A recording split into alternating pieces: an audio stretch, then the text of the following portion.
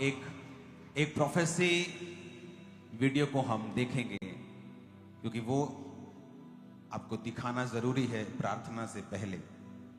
उसको हम देखेंगे और उसके बाद हम प्रार्थना करेंगे।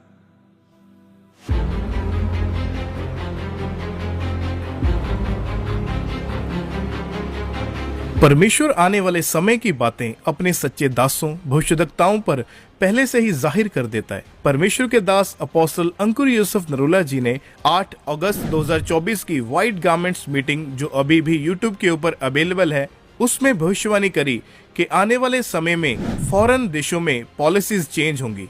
तो आइए पहले देखते हैं उन भविष्यवाणी के शब्दों को। अपने हाथों को उठाओ स्टूडेंट्स,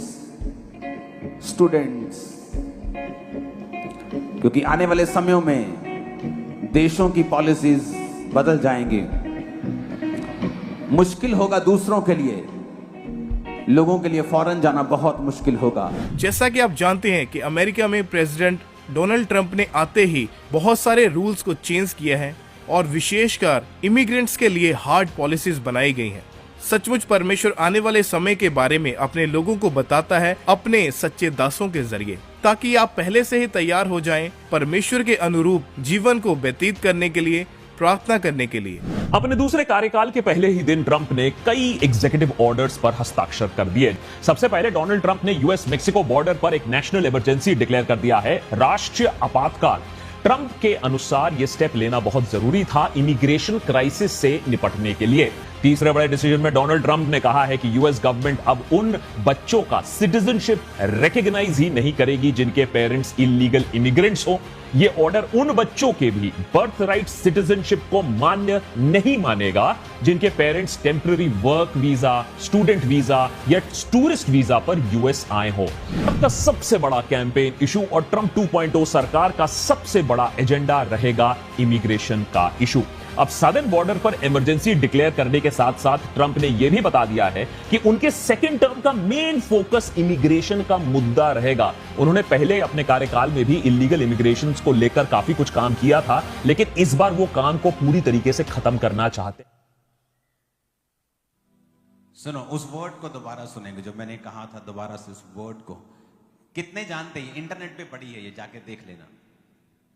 अभी भी जो मीटिंग हुई थी व्हाइट गारमेंट वाली, फ्यूचर में फॉरेन जाना नियर टू इम्पॉसिबल होगा लोगों के लिए, खासकर जो विजिटर वीजा पे जाके मैंने आपको बताया था कि वहां रहते हैं। फ्यूचर में मैंने देखा सो स्ट्रॉन्ग पॉलिसीज हैं,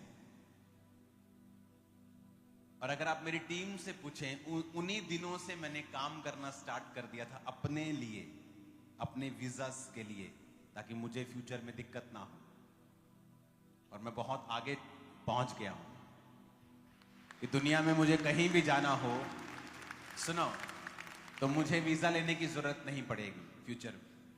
तो मैंने तब से काम करना स्टार्ट कर दिया था। तो मैंने बताया था कि बहुत मुश्किल होगा, वेरी टफ।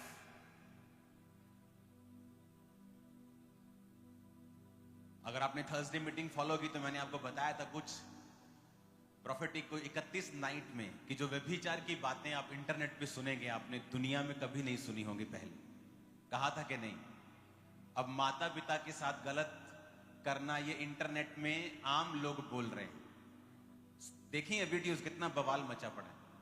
और आपको पहले ही बता दिया गया था कि ऐसी बातें होंगी आपने पहले कभी नहीं सुनी होंगी। क्रिश्चियंस लोगों के लिए गोल्डन नहीं, डायमंड टाइम आ रहा है। मैं आपको बता रहा हूं, गोल्डन टाइम वाला टाइम खत्म हो चुका हमारे लिए।